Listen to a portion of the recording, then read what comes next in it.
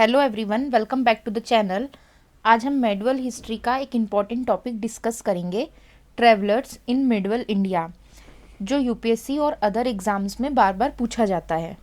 देखिए, इतने सारे प्रीवियस ईयर क्वेश्चंस देखने के बाद एनालिसिस में ये क्लियर होता है कि यूपीएससी ने सबसे ज़्यादा क्वेश्चंस इब्न बतूता पर पूछे हैं। इसलिए हम अपनी शुरुआत वहीं से कर रहे हैं, मगर टेंशन लेने की ज़रूरत नहीं है, कोई भी ट्रैवलर मिस नहीं होगा। अगर एग्ज़ाम में किसी भी ट्रैवलर से क्वेश्चन आया तो आप इजीली करेक्ट आंसर मार्क कर पाओगे। बस वीडियो पूरा ध्यान से देखना। तो पहला क्वेश्चन देखिए, the Rihla was written in. पहला स्टेटमेंट दिया है Arabic in the 14th century by Ibn Battuta. तो करेक्ट आंसर यही है, रिहला इब्न बतूता का ट्रेवल अकाउंट है जो 14th सेंचुरी में लिखा गया था। तो ये ऑप्शन कम्प्लीटली करेक्ट है। ऑथर, लैंग्वेज और सेंचुरी तीनों सही है। इब्न बतूता एक मोरक्कन ट्रेवलर थे जिन्होंने 14th सेंचुरी में एशिया, अफ्रीका और यूरोप का एक्सटेंसिव ट्रेवल किया। उनके ट्रेवल एक्सपीरियंस रिहला नाम की बुक में कंपाइल किया गया। ये वर्क अरेबिक लैंग्वेज में लिखा गया था क्योंकि उस समय इस्लामिक स्कॉलर्स और ट्रेवलर्स के लिए अरेबिक नोन थी। सेकेंड, इसमें स्टेटमेंट दिया है Persian in the 15th century by Abdur Razzaq. तो हमें ये तो पता है ये गलत स्टेटमेंट है, फिर भी हम सारी स्टेटमेंट को देखेंगे क्योंकि बाकी की स्टेटमेंट में जो ट्रेवलर मेंशन किए गए हैं, हो सकता है कि अगली बार वही क्वेश्चन बनकर आ जाए। तो हम अब्दुर रज़ाक की बात कर रहे थे। अब्दुर रज़ाक 15th सेंचुरी के पर्शियन ट्रेवलर थे और उनका कनेक्शन विजयनगर एम्पायर से है। उन्होंने जो बुक लिखी थी वो थी मजमा उल बहरेन, जो पर्शियन लैंग्वेज में थी। तीसरा स्टेटमेंट दिया है Persian in the 13th century by Ibn Battuta. तो ये ऑप्शन तो मल्टीपल रीज़न से इनकरेक्ट है। सबसे पहला, इब्न बतूता 13th सेंचुरी के ट्रेवलर नहीं थे बल्कि 14th के थे। दूसरी बात गलत ये है कि उन्होंने पर्शियन में नहीं, अरेबिक में अपनी रिहला को लिखा था। लास्ट इसमें स्टेटमेंट दिया है Italian in the 13th century by Marco Polo. तो मार्को पोलो 13th सेंचुरी के वेनेतियन ट्रेवलर थे और उन्होंने चाइना, कुबलाई खान के कोर्ट के बारे में लिखा। उनकी famous book the travels of Marco Polo थी, जो इटालियन लैंग्वेज में लिखी गई। अब हम नेक्स्ट क्वेश्चन देखते हैं। देखिए, ये क्वेश्चन भी सेम है, बट आप एग्ज़ाम नेम और ईयर देख सकते हैं, दोनों अलग अलग एग्ज़ाम में पूछा गया है। वो 2015 का था CDS और ये 2023 में पूछा गया है। तो क्वेश्चन है, who among the following is the author of the famous travel book Rihla. Answer तो हमको पता है, इब्न बतूता है, बट हम बाकी के ऑप्शंस में जो ट्रेवलर दिए गए हैं उनको भी देख लेते हैं। पहला दिया है अल बरूनी। देखिए, अल बरूनी एक 11th सेंचुरी के पर्शियन स्कॉलर थे जो महमूद ऑफ गजनी के साथ इंडिया आए थे। उनकी फेमस बुक थी किताबुल हिंद। ये आप याद रखना, हम जो आगे के क्वेश्चंस करेंगे उसमें बिल्कुल ये पूछा गया है। और इस बुक में उन्होंने इंडियन सोसाइटी, रिलीजन, साइंस और कस्टम्स का एनालिटिकल स्टडी दिया है। दूसरा ऑप्शन तो इब्न बतूता है जो कि इस क्वेश्चन का करेक्ट आंसर है और इनके बारे में हमने ऑलरेडी देख लिया है। तीसरा इसमें ऑप्शन दिया है साइदी अली रईस। नाम को बोलने में मुझसे गलती हो सकती है, इसलिए आप लोग स्क्रीन में स्पेलिंग को अच्छे से देख लेना। तो ये एक ऑटोमन नवल ऑफिसर और ट्रेवलर थे। उनकी फेमस बुक है मिरात उल मेमलिक, यानी मिरर ऑफ कंट्रीज। उनका travel description India, central Asia और ऑटोमन रीजन से रिलेटेड है। लास्ट इसमें ऑप्शन दिया है महमूद वाली बल्खी। तो ये एक एशियन जोग्राफर, हिस्टोरियन थे। उनकी फेमस वर्क बहर उल असरार है जो ज्योग्राफी और रीजनल हिस्ट्री से रिलेटेड है। नेक्स्ट क्वेश्चन देखिए, सेम ही क्वेश्चन है, रिहला से रिलेटेड। आंसर इब्न बतूता है, हमको पता है, और आप देख सकते हैं CISF में 2020 में पूछा गया था। मगर हम इसके बाकी अगर ऑप्शन देखें तो इब्न बतूता हमने पढ़ लिया है, अल बरूनी के बारे में भी पढ़ लिया है, अब्दुर रज़ाक के बारे में भी पढ़ लिया है, बट जो C ऑप्शन है शेख अली हजीन, इनके बारे में भी देख लेते हैं। तो ये एक पर्शियन पोएट, स्कॉलर और ट्रेवलर थे जो लेटर पीरियड से बिलोंग करते थे। उनकी राइटिंग्स ज़्यादातर पोएट्री, फिलोसॉफी और ऑटोबायोग्राफी से रिलेटेड है। नेक्स्ट क्वेश्चन देखिए, Ibn Battuta work Rihla completed in 1355 is. तो पहला इसमें दिया है एन ऑटोबायोग्राफी। तो ये ऑप्शन गलत है क्योंकि रिहला को ऑटोबायोग्राफी नहीं माना जा सकता, क्योंकि ऑटोबायोग्राफी में ऑथर अपनी पर्सनल लाइफ, इमोशन और चाइल्डहुड पर फोकस करता है, और रिहला में इब्न बतूता ने अपनी लाइफ स्टोरी नहीं बल्कि अलग अलग रीजन्स के रूलर, एडमिनिस्ट्रेशन, जस्टिस सिस्टम और सोसाइटी का डिस्क्रिप्शन दिया है। दूसरा इसमें ऑप्शन दिया है an account of the Delhi sultans from Aibak to Ghiyasuddin Tughlaq. तो ये बिल्कुल करेक्ट है। रिहला में इब्न बतूता ने दिल्ली सल्तनत के रूलर्स स्पेशली मोहम्मद बिन तुगलक के टाइम का डिटेल डिस्क्रिप्शन दिया है। उन्होंने अर्लियर दिल्ली सुल्तान्स का हिस्टोरिकल बैकग्राउंड भी एक्सप्लेन किया, जैसे कुतुबुद्दीन ऐबक से लेकर घियासुद्दीन तुगलक तक। अब आप लोग अपने नोट्स में ये ऐड कर लेना कि बुक कंप्लीट कब हुई थी, किसके टाइम की थी, किसके बारे में लिखा गया था। नेक्स्ट क्वेश्चन देखिए, एनडीए 2017 में पूछा गया है। सेम ही तरह का क्वेश्चन है जैसे अभी हमने पहले देखा। इसमें यही पूछा है कि मोहम्मद बिन तुगलक का कौन सी बुक में लिखा है। तो हमें तो पता है इसका करेक्ट आंसर है इब्न बतूता रिहला। मगर हम इसके बाकी के ऑप्शन देख लेते हैं। दूसरा इसमें दिया है फ्रेंकोइस बर्नियर। तो ये मुगल पीरियड औरंगजेब के टाइम का ट्रेवलर था। उसकी बुक मुगल एडमिनिस्ट्रेशन, जागीरदारी और पीजेंट पर फोकस करती थी। इसमें तीसरा ऑप्शन मनुची का दिया हुआ है। तो ये भी मुगल पीरियड का एक यूरोपियन ट्रेवलर था। उसकी बुक जहांगीर, शाहजहां और औरंगजेब के बारे में है। लास्ट ऑप्शन इसमें टवेर्नियर के बारे में है। तो ये 17th सेंचुरी का फ्रेंच ट्रेवलर था जो मुगल इंडिया में ट्रेड और डायमंड्स पर फोकस करता है। नेक्स्ट क्वेश्चन देखिए, इसमें ट्रेवलर के नाम और उसकी नेशनैलिटी दी गई है और पूछा है कौन सा करेक्टली मैच्ड नहीं है। तो पहला पेयर दिया है इब्न बतूता मोरक्कन। तो ये हमने पहले भी पढ़ रखा, इब्न बतूता मोरक्को से आया था, तो पहला पेयर तो करेक्ट हो गया। दूसरा दिया इसमें बारबोसा, पोर्तुगीज़। तो ये पेयर भी करेक्ट है क्योंकि बारबोसा एक पोर्तुगीज ट्रेवलर था जो अर्ली 16th सेंचुरी में इंडिया आया। उसकी राइटिंग पोर्तुगीज एक्टिविटीज़ और इंडियन कोस्टल लाइफ पर फोकस करती है। थर्ड इसमें पेयर दिया है टवेर्नियर डच। तो टवेर्नियर जो था वो डच नहीं, फ्रेंच ट्रेवलर था। वो डायमंड्स और ट्रेड के लिए फेमस है और उसकी book travels in India Mughal period का इम्पोर्टेंट सोर्स है। तो ये पेयर इनकरेक्ट है और इस क्वेश्चन का यही आंसर है। लास्ट इसका पेयर दिया है मनुची, वेनाइस, इटली। तो देखिए मनुची का जन्म वेनाइस इटली में ही हुआ था, इसलिए उसे वेनेटियन कहा जाता है और यही वो ट्रेवलर है जो मुगल इंडिया में परमानेंटली सेटल हो गया। ऐसा एक क्वेश्चन भी आएगा, आगे देखेंगे हम लोग। नेक्स्ट क्वेश्चन देखिए, which traveller describe the postal system prevalent in India in the medieval period in detail. तो इसका आंसर भी इब्न बतूता है। इब्न बतूता ने अपनी बुक रिहला में दिल्ली सल्तनत के पोस्टल सिस्टम का बहुत डिटेल डिस्क्रिप्शन दिया है। उन्होंने बताया कि हॉर्स पोस्ट और फुट रनर्स के थ्रू मैसेज बहुत तेज़ी से पहुंचते थे। मोहम्मद बिन तुगलक के टाइम का पोस्टल सिस्टम इतना एफिशिएंट था कि एडमिनिस्ट्रेशन का बैकबोन माना जाता था। अब इसमें जो पहला ऑप्शन दिया है अब्दुल रज़ाक, इनके बारे में हमने ऑलरेडी पढ़ रखा है। थर्ड ऑप्शन फ्रांसिस्को के बारे में, ये हमने पहले नहीं देखा है। तो ये एक डच ट्रेवलर थे जो मुगल इकोनॉमी, ट्रेड और मार्केट कंडीशन पर लिखने के लिए फेमस है। लास्ट इसमें ऑप्शन दिया है फ्रेंकोइस बर्नियर। तो इन्होंने मुगल लैंड, जागीरदारी और पीजेंट की कंडीशन पर लिखा है और इनकी राइटिंग्स औरंगजेब के टाइम से रिलेटेड है। नेक्स्ट क्वेश्चन भी पोस्टल सिस्टम से रिलेटेड ही है, वो भी देख लेते हैं। तो क्वेश्चन है which of the following were features of postal system of India is described by Ibn Battuta. तो पहला तो इसमें दिया है the foot post carries a ringing bell in one hand. तो ये स्टेटमेंट करेक्ट है। इब्न बतूता ने रिहला में क्लियरली लिखा है कि फुट रनर्स अपने हाथ में घंटी यानी रिंगिंग बेल लेकर दौड़ते थे। इस बेल का पर्पस होता था रास्ते को क्लियर करना और नेक्स्ट स्टेशन को अलर्ट करना। सेकेंड इसमें स्टेटमेंट दिया है the horse post is called उलूक station at distance of every 4 miles। तो देखिए हॉर्स पोस्ट को उलूक कहा जाता था, ये बात सही है, लेकिन इब्न बतूता के अकॉर्डिंग हॉर्स पोस्ट स्टेशन हर 4 miles पर नहीं बल्कि ज़्यादा फ्रीक्वेंट होते थे और उनका एग्जैक्ट डिस्टेंस 4 mile फिक्स नहीं था, इसलिए ये स्टेटमेंट गलत है। तीसरा इसमें दिया है द फुट पोस्ट और दावा has 1 station at every 4 course of distance. तो ये स्टेटमेंट करेक्ट है क्योंकि इब्न बतूता लिखते हैं कि फुट पोस्ट सिस्टम यानी दावा में हर 4 कोस अप्रॉक्स 12 से 13 किलोमीटर पर एक स्टेशन होता था। हर स्टेशन पर नया रनर रेडी रहता था जो मैसेज तुरंत आगे ले जाता था, इसलिए ये स्टेटमेंट सही है। लास्ट दिया है the foot post is quicker than horse post. तो ये भी बिल्कुल करेक्ट है क्योंकि इब्न बतूता क्लियरली मेंशन करता है कि foot post system horse post से ज़्यादा फास्ट था। नेक्स्ट क्वेश्चन देखिए, Who among the following foreign travelers was appointed काजी of Delhi by Muhammad bin Tughlaq.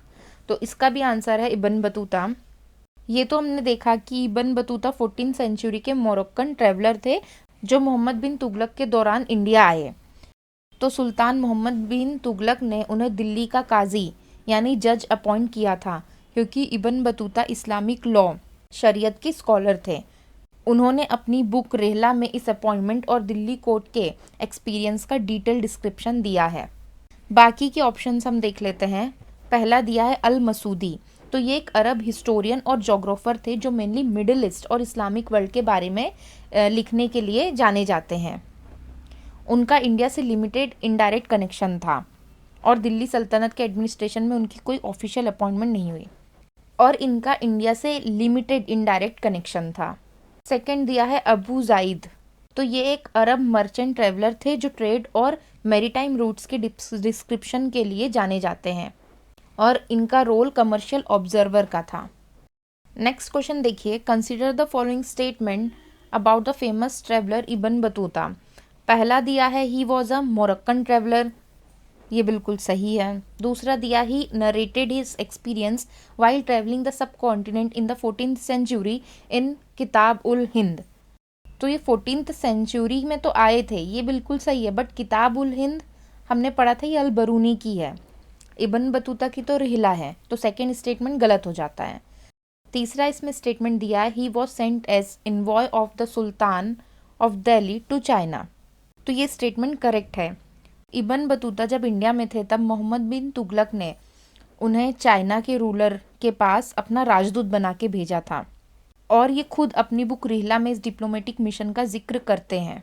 तो इस क्वेश्चन का करेक्ट आंसर है 1 and 3 ओनली।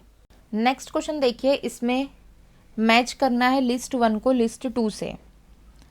लिस्ट 1 में ट्रैवलर दिया है और लिस्ट 2 में कौन सी कंट्री से हैं ये दिया गया है।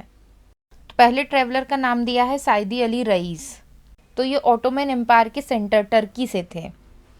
दूसरा इसमें ट्रैवलर का नाम दिया इब्न बतूता, ये याद हो गया होगा मोरक्को से।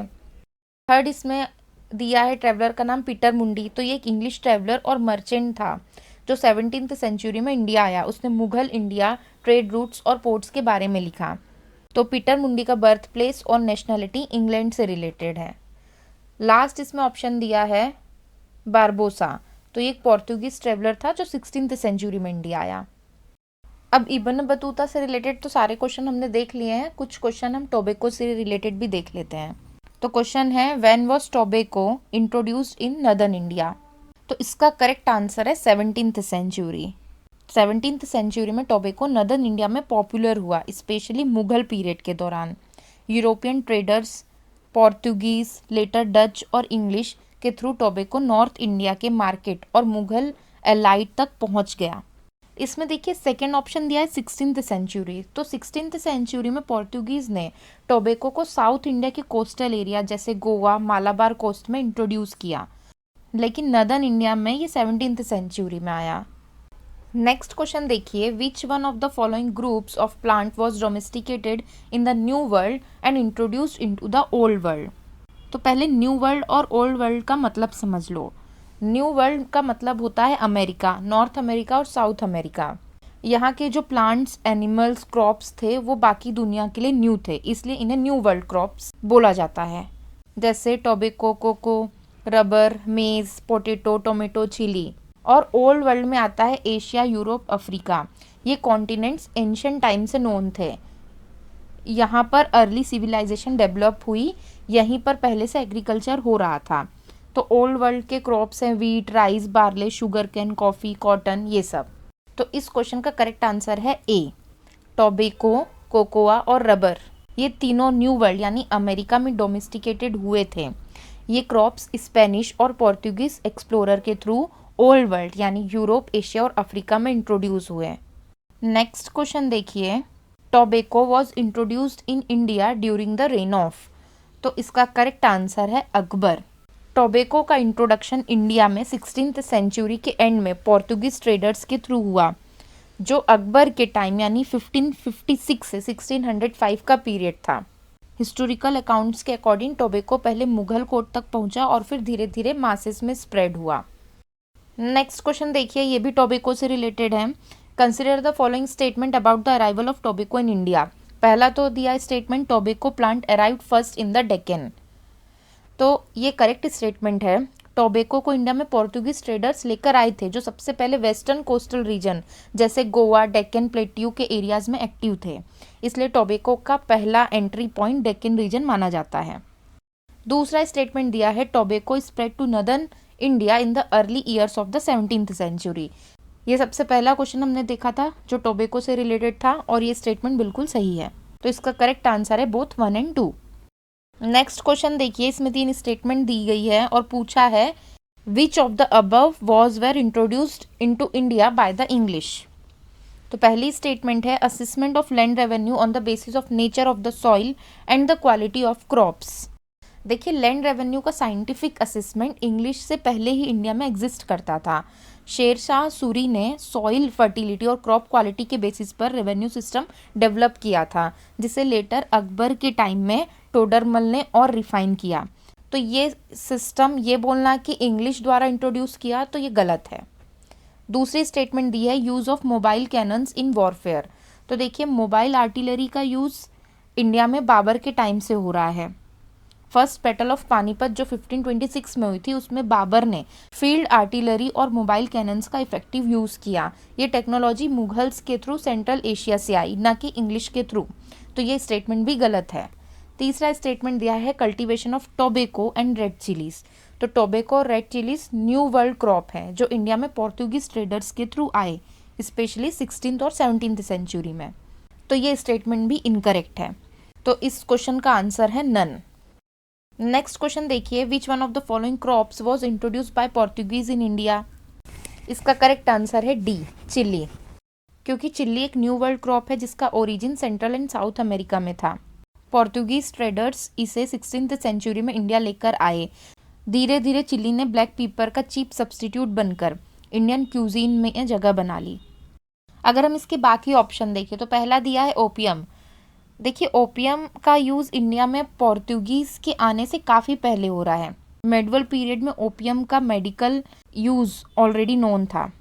दूसरा इसमें ऑप्शन दिया है कॉफ़ी। तो कॉफ़ी का ओरिजिन इथियोपिया यानी अफ्रीका माना जाता है और इंडिया में कॉफ़ी का ऑर्गेनाइज्ड कल्टीवेशन बाबा भूदान के थ्रू 17th सेंचुरी में आया, जो अरब वर्ल्ड से कॉफ़ी सीड्स लाए थे। थर्ड इसमें ऑप्शन दिया है बीटल लीफ। बीटल लीफ यानी पान, इसका यूज़ इंडिया में एंशिएंट टाइम से होता आ रहा है। वैदिक और अर्ली हिस्टोरिकल रेफरेंस में भी पान का जिक्र मिलता है। तो ये बिल्कुल इंडिजीनियस प्रैक्टिस है, इसमें पोर्तुगीज़ का कोई रोल नहीं था। नेक्स्ट क्वेश्चन देखिए, मेज़ यानी मक्का was introduced into India via. तो इसका करेक्ट आंसर है अफ्रीका एंड स्पेन। तो देखिए, मेज़ एक न्यू वर्ल्ड क्रॉप है जो स्पेन के थ्रू यूरोप में गया और वहाँ से अफ्रीका के ट्रेड रूट्स के जरिए इंडिया पहुँचा। पोर्तुगीज और स्पेनिश ट्रेडर्स ने अफ्रीकन कोस्ट के थ्रू इस क्रॉप को एशिया तक स्प्रेड किया। नेक्स्ट क्वेश्चन देखिए, consider the following statements about Indian trade and commerce in the medieval period. पहला स्टेटमेंट है India exported cotton piece goods to the wider world in the medieval period. देखिए, medieval India world का major textile hub था। Indian cotton textile जैसे calico, muslin Middle East, Africa और Europe तक export होते थे। ये गुड्स क्वालिटी और फिनिशिंग के लिए इंटरनेशनली फेमस थे, इसलिए स्टेटमेंट 1 बिल्कुल सही है। दूसरा इसमें स्टेटमेंट दिया है India received gold and silver from the wider world in the lieu of her cotton goods. तो ये बिल्कुल सही है। इंडिया का ट्रेड सरप्लस था क्योंकि एक्सपोर्ट्स ज़्यादा और इम्पोर्ट्स कम थे। इसी वजह से यूरोप और वेस्ट एशिया से गोल्ड और सिल्वर इंडिया में आता था। लास्ट स्टेटमेंट दिया है India supplied raw material to the European industries in the medieval period. तो ये स्टेटमेंट इनकरेक्ट है क्योंकि इस टाइम यूरोप इंडस्ट्रियलाइज्ड नहीं था। यूरोपियन इंडस्ट्रीज का concept industrial revolution 18th century के बाद आता है। उस समय इंडिया रॉ मटेरियल सप्लायर नहीं बल्कि फिनिश्ड गुड्स एक्सपोर्टर था। तो इसका करेक्ट आंसर है 1 और 2 ओनली। नेक्स्ट क्वेश्चन देखिए, silk routes are a good example of vibrant pre modern trade and cultural links between distant part of the world. Which one among the following is not true of silk routes. इस question में not true पूछा है तो 3 तो सही होंगे। पहला इसमें स्टेटमेंट दिया, historians have identified several silk routes over land and by sea. देखिए, हिस्टोरियंस मानते हैं कि सिल्क रूट सिर्फ एक रोड नहीं बल्कि मल्टीपल लैंड और सी रूट्स का नेटवर्क था। सेंट्रल एशिया के लैंड रूट्स के साथ साथ इंडियन ओशियन मैरीटाइम रूट्स भी काफ़ी एक्टिव थे, इसलिए ये स्टेटमेंट सही है। दूसरा स्टेटमेंट दिया है silk routes have linked Asia with Europe and northern Africa. तो सिल्क रूट्स ने एशिया, यूरोप और नदर्न अफ्रीका को आपस में कनेक्ट किया। चाइना, इंडिया और सेंट्रल एशिया से गुड्स मिडिल ईस्ट के थ्रू यूरोप और नॉर्थ अफ्रीका तक जाते थे। कल्चरल एक्सचेंजेस भी इसी रूट से हुए, तो ये स्टेटमेंट भी बिल्कुल करेक्ट है। तीसरी स्टेटमेंट दिया silk routes existed before the Christian era and thrived almost up to the 15th century. तो सिल्क रूट्स क्रिश्चियन एरा से पहले एग्जिस्ट करते थे, तो ये बिल्कुल सही है। सिल्क रूट्स क्रिश्चियन एरा से पहले एग्जिस्ट करते थे और लगभग 15th सेंचुरी तक काफ़ी वाइब्रेंट रहे। कोलंबस के बाद सी रूट्स पॉपुलर होने पर इनकी इंपॉर्टेंस कम हुई। लास्ट इसमें स्टेटमेंट दिया है as a result of silk route trade precious metals like gold and silver flowed from Asia to Europe. तो रियलिटी ये है कि सिल्क रूट ट्रेड के रिजल्ट में गोल्ड और सिल्वर यूरोप से एशिया की तरफ फ्लो हुआ, क्योंकि एशिया के लग्जरी गुड्स सिल्क स्पाइसेस की डिमांड ज़्यादा थी। एशिया से यूरोप प्रीशियस मेटल्स नहीं जा रहे थे, बल्कि यूरोप अपना गोल्ड और सिल्वर एशिया को दे रहा था, इसलिए ये स्टेटमेंट गलत है और इस क्वेश्चन का यही करेक्ट आंसर है। नेक्स्ट क्वेश्चन देखिए, which of the following statement with regard to the famous silk routes are correct.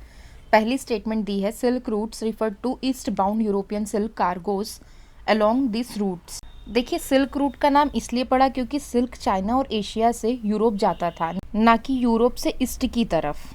Trade का main direction east to west था। यूरोप सिल्क का प्रोड्यूसर नहीं बल्कि कंज्यूमर था, इसलिए स्टेटमेंट 1 गलत है। दूसरी स्टेटमेंट दी हुई है several silk routes existed over land and sea linking Asia with Europe and northern Africa. ये स्टेटमेंट हमने पहले भी देखा है और बिल्कुल करेक्ट स्टेटमेंट है। सिल्क रूट एक सिंगल रोड नहीं था, बल्कि लैंड रूट्स यानी सेंट्रल एशिया और सी रूट्स यानी इंडियन ओशियन का एक नेटवर्क था। ये एशिया को यूरोप और नॉर्थ अफ्रीका से जोड़ता था। थर्ड स्टेटमेंट दी है existed before the Christian era and thrive till the 15th century. तो सिल्क रूट क्रिश्चियन एरा से पहले एग्जिस्ट करता था और लगभग 15th सेंचुरी तक एक्टिव रहा। यूरोपियन सी रूट्स के डिस्कवर होने के बाद इनकी इंपॉर्टेंस कम हुई, इसलिए स्टेटमेंट 3 सही है। लास्ट स्टेटमेंट इसमें दिया है beside silk Chinese pottery textile and spices from India and south east Asia travelled the same route. तो ये स्टेटमेंट भी करेक्ट है, क्योंकि सिर्फ सिल्क ही नहीं बल्कि चाइनीज पोट्री, इंडियन टेक्सटाइल और साउथ ईस्ट एशिया के स्पाइसेस भी इन्हीं रूट से ट्रेड होते थे। ये रूट्स गुड्स के साथ साथ आइडियाज़, कल्चर और टेक्नोलॉजी भी ले जाते थे। तो इसका करेक्ट आंसर है 2, 3 एंड 4। नेक्स्ट क्वेश्चन देखिए, Sanskritization as a process of cultural change has primarily a contextual significance. In this context, which of the following statement is correct? पहली इसमें स्टेटमेंट दी है it is a process of alienation. देखिए, Sanskritisation का मतलब अपनी culture से दूर जाना नहीं होता। ये प्रोसेस लोअर या मिडिल कास्ट द्वारा अपर कास्ट प्रैक्टिसेस अडॉप्ट करना होता है ताकि सोशल एक्सेप्टेंस और स्टेटस मिले। इसमें एलिनेशन नहीं बल्कि एडाप्टेशन और अपवर्ड एस्पिरेशन होती है, इसलिए ये स्टेटमेंट गलत है। दूसरी इसमें स्टेटमेंट दी है it is a particularistic in origin and therefore belongs to the little tradition. देखिए, संस्कृताइजेशन लोकल और स्पेसिफिक सोशल कंटेक्स्ट से इमर्ज करता है, जैसे किसी पर्टिकुलर कास्ट या रिलीजन का एफर्ट। ये प्रोसेस बॉटम अप होता है और पहले लोकल लेवल पर डेवलप्ड होता है, इसलिए इसे लिटिल ट्रेडिशन से रिलेट किया जाता है जो बाद में ग्रेट ट्रेडिशन के एलिमेंट्स अडॉप्ट करता है, इसलिए ये स्टेटमेंट सही है। तीसरा इसमें स्टेटमेंट दिया है it result in a loss of social status. तो ये भी बिल्कुल गलत है। संस्कृताइजेशन का प्राइमरी एम ही सोशल स्टेटस इंप्रूवमेंट होता है, ना कि लॉस। लास्ट स्टेटमेंट दिया है it is against cultural mobility and social change.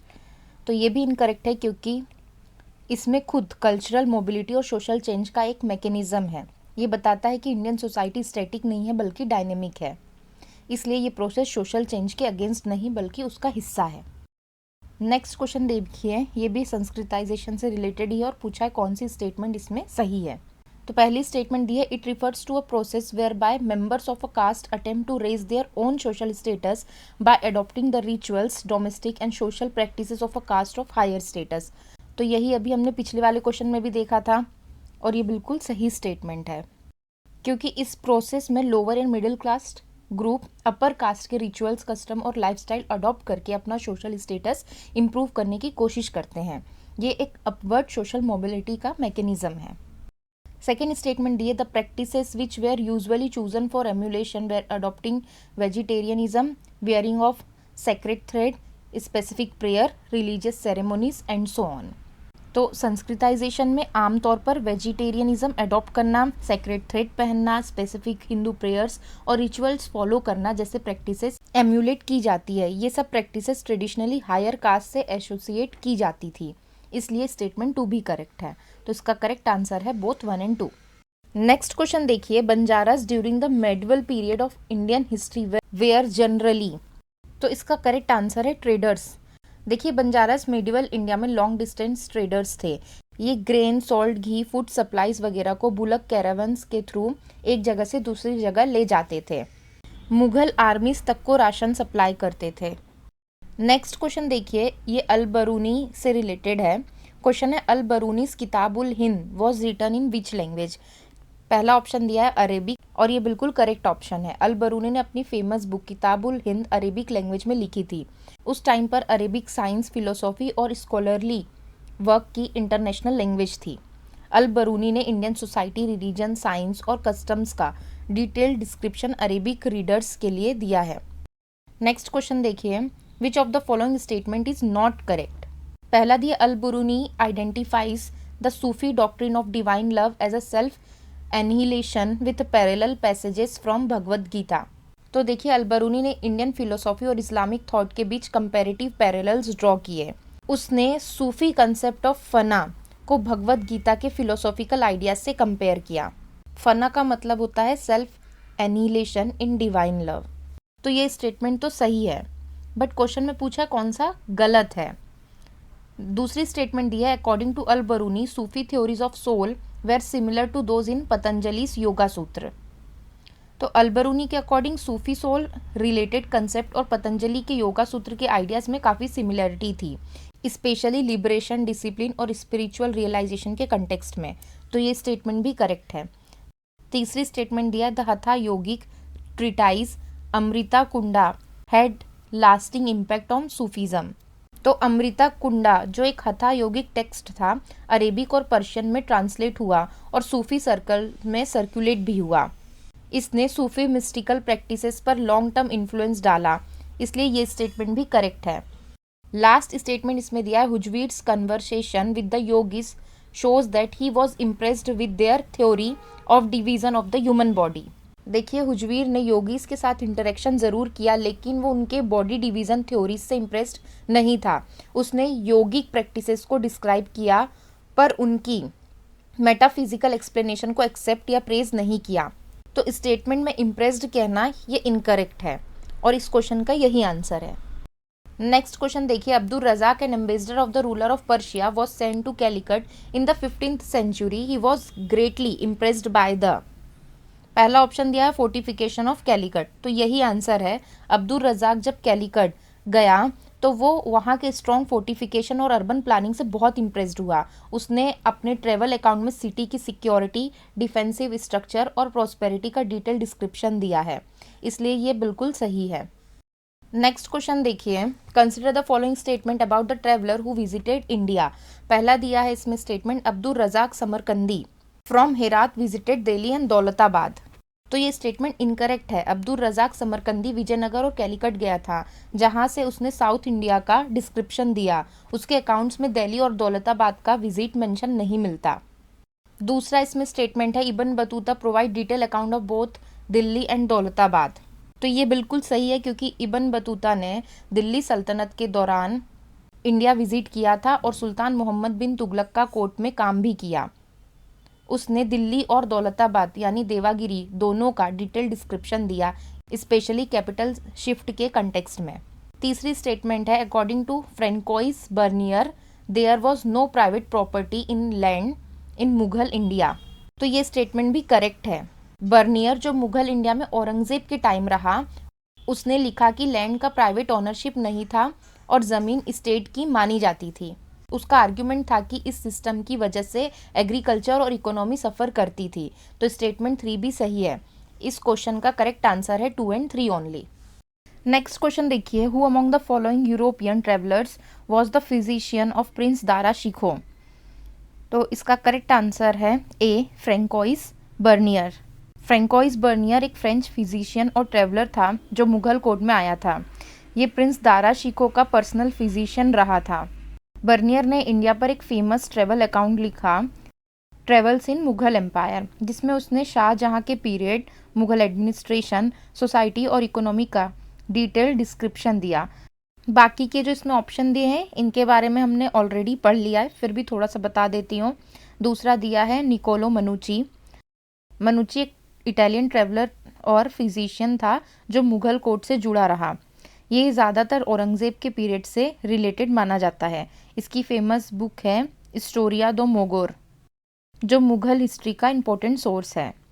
Third इसमें दिया है टवेर्नियर। तो ये एक फ्रेंच ज्वेलर था जो इंडिया मल्टीपल टाइम्स आया और डायमंड ट्रेड के लिए फेमस था। नेक्स्ट क्वेश्चन देखिए, इसमें पूछा है Sidi Ali Reis was a Turkish traveller to India in the. इसका करेक्ट आंसर है 16th सेंचुरी। इस ट्रेवलर के बारे में हमने पहले भी क्वेश्चंस में देखा है, वहाँ पे इसके बारे में डायरेक्ट नहीं पूछा था बट स्टेटमेंट थी। ये एक नेविगेटर और ट्रेवलर था जो 16th सेंचुरी में इंडिया आया। ये पीरियड मुगल रूलर हुमायूं का था। सी और लैंड जर्नी के एक्सपीरियंस को उसने एक फेमस ट्रेवल अकाउंट में लिखा जो मेडिवल इंडिया हिस्ट्री का इंपॉर्टेंट सोर्स है। नेक्स्ट क्वेश्चन देखिए, ये असर्शन और रीजन बेस्ड क्वेश्चन है। इसकी पहली स्टेटमेंट है the city of Rome revived in a spectacular way in the 15th century. तो 15th सेंचुरी में रोम का स्पेक्टेक्युलर रिवाइवल हुआ जो मेनली रिनेसेंस मूवमेंट की वजह से था। इस पीरियड में क्लासिकल रोमन आर्ट, आर्किटेक्चर और लर्निंग का रिवाइवल हुआ। पावरफुल पेट्रोन्स जैसे पेपेसी ने मैसिव फंडिंग दी जिससे रोम एक कल्चरल और आर्टिस्टिक हब बन गया। इसलिए स्टेटमेंट 1 बिल्कुल करेक्ट है। दूसरी स्टेटमेंट दी है from the 15th century onwards artist were known individually by name not as a member of a group और a guild in a Roman society. तो देखिए 15th सेंचुरी से आर्टिस्ट को इंडिविजुअल आइडेंटिटी मिलनी शुरू हुई। पहले आर्टिस्ट गिल्ड्स या कलेक्टिव ग्रुप्स के रूप में काम करते थे, लेकिन रिनेसेंस के बाद उन्हें उनके पर्सनल नाम, टैलेंट और क्रिएटिविटी के लिए पहचाना जाने लगा। ये चेंज रोमन सोसाइटी में क्लियरली दिखाई देता है, इसलिए स्टेटमेंट 2 भी करेक्ट है। लेकिन स्टेटमेंट 2 स्टेटमेंट 1 का डायरेक्ट एक्सप्लेनेशन नहीं देता। नेक्स्ट क्वेश्चन देखिए, इसमें 2 लिस्ट दी गई है। पहली लिस्ट में इवेंट दिया है और दूसरी लिस्ट में प्लेस और पर्सन का नाम दिया गया है, जिसको करेक्टली मैच करना है। पहली लिस्ट में पहला दिया है तरमशीरीन खान्स इन्वेजन ऑफ इंडिया। तो ये एक मंगोल रूलर था जिसने दिल्ली सल्तनत के टाइम पर इन्वेजन किया। उस समय इंडिया का रूलर मोहम्मद बिन तुगलक था, इसलिए ये इन्वेजन उसी से एसोसिएटेड माना जाता है। दूसरा दिया इसमें visit of Fernao the Portuguese factor. तो फरनाओ मार्टिनिस एक पोर्तुगीज फैक्टर था जो गुजरात रीजन में एक्टिव था। उसका विजिट चंपानेर से एसोसिएटेड माना जाता है, जो एक इम्पॉर्टेंट मेडवल सिटी थी। तीसरा दिया है विजिट ऑफ ट्रेवलर नुनीज। तो नुनीज एक फेमस पोर्तुगीज ट्रेवलर था जिसने विजयनगर एम्पायर के एडमिनिस्ट्रेशन और सिटी प्लानिंग का डिस्क्रिप्शन दिया, इसलिए नुनीज का विजिट डायरेक्टली विजयनगर से लिंक्ड है। लास्ट इसमें दिया है network of canals in Kashmir valley. तो कश्मीर के सुल्तान जैनुल अबिदीन को उसके डेवलपमेंट वर्क्स के लिए जाना जाता है। उसने इरिगेशन के लिए कैनाल नेटवर्क डेवलप करवाया जिससे एग्रीकल्चर को बूस्ट मिला। नेक्स्ट क्वेश्चन देखिए, who among the following European travellers never return to Europe and settle down in India. ये हमने पहले भी किया है क्वेश्चन, बट वो डायरेक्ट नहीं था और यहाँ पर तो डायरेक्टली पूछ लिया है। इसका करेक्ट आंसर है मनुची। तो मनुची एक इटालियन ट्रेवलर था जो मुगल इंडिया में आया और यहीं परमानेंटली रह गया। ये औरंगजेब के पीरियड से एसोसिएटेड था और इंडिया में ही अपनी ज़िंदगी का अंत किया। इसने अपना फेमस वर्क स्टोरिया दो मोगोर लिखा जो मुगल हिस्ट्री का इम्पोर्टेंट सोर्स है, और ये फिर कभी यूरोप वापस नहीं गया। बाकी जो इसमें ऑप्शन है बारबोसा, टवेर्नियर, बर्नियर, सबके बारे में ऑलरेडी डिस्कस कर चुके हैं। नेक्स्ट क्वेश्चन देखिए, which of the following foreign travellers elaborately discussed about diamonds and diamond mines of India. इसका आंसर भी हमें पता है क्योंकि कई बार डिस्कस हो चुका है।